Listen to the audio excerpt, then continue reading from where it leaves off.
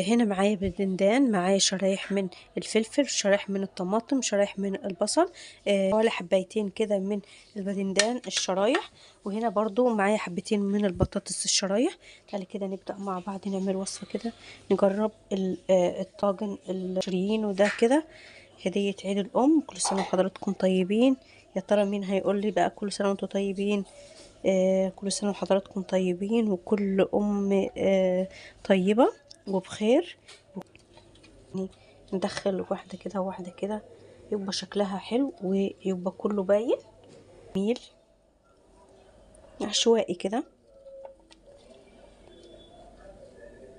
شايفين شكل الطاجن عامل ازاي؟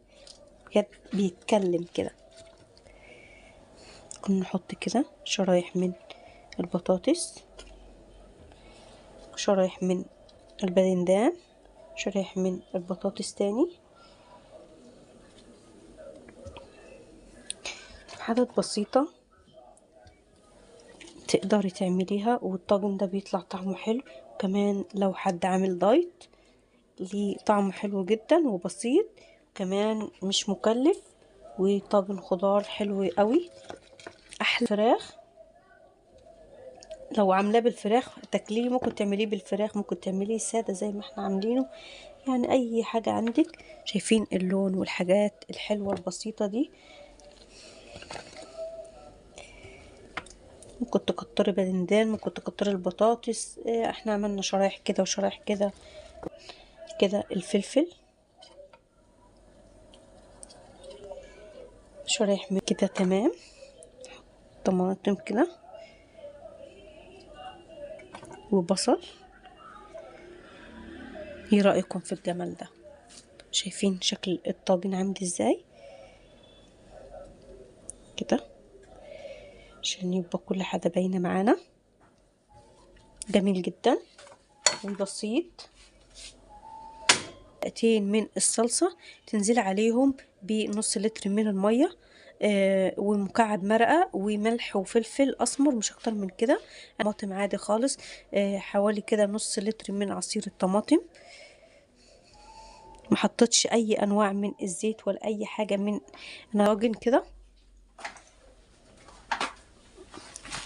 انا كده غليت الصلصة مع المرقة، مع مكعب المرقة، مع فص ثوم. فص الثوم بيدي طعم حلو جدا وبيدي ريحة حلوة جدا. وكمان معايا ملح ومعايا فلفل اسمر، ولو حابة تحطي بهارات حطي. هو طاجن بسيط جدا بس شكله تحفة جدا زي ما انتي، يعني جمال للسفرة.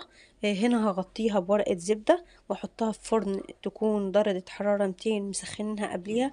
بياخد معايا حوالي نص ساعة لحد ما البطاطس تستوي معايا.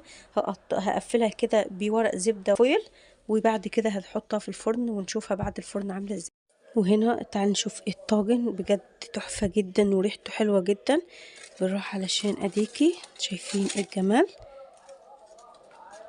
تحفة بحاجات احلى من كده وحاجة بسيطة. لو انت عايزة تحطيه تحت الشواية حطيه، انا استكفيت بكده. والطواجن طلعت كويسة، يعني انا حطاها على درجة حرارة اعلى من 200. فيعني الحمد لله البايركس طلع تمام. يعني التركي يمكن ارخص نوع دلوقتي في السوق. سعره معدي جدا جدا وما بيجيش اصلا.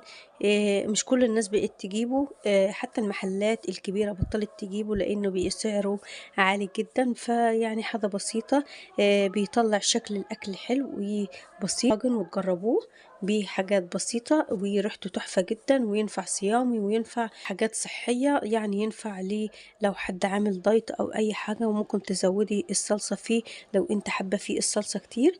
هنا ممكن تاكليه مع مكرونة، تاكليه مع رز، لا ممكن تاكليه كمان مع عيش بلدي بتاعنا الحلو ده. مفيش احلى من كده ولا اروع من كده. كل سنة وحضرات القناة، شكرا لكم.